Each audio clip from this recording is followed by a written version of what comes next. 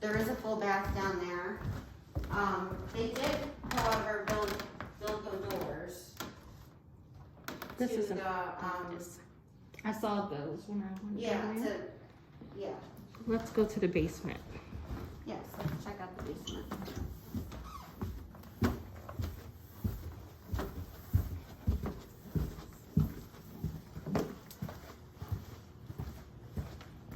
So this would make like a perfect gym if you wanted like a workout room. Okay. It has the parquet floors, workout equipment, the lighting up here is perfect.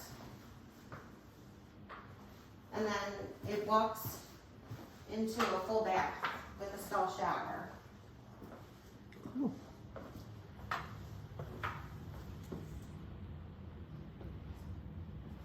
Great.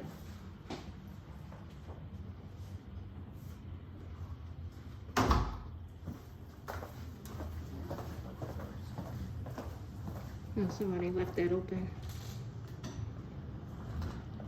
That's where the Velcro doors are.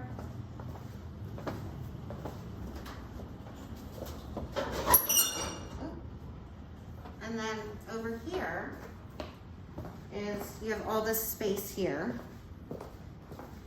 This is a built-in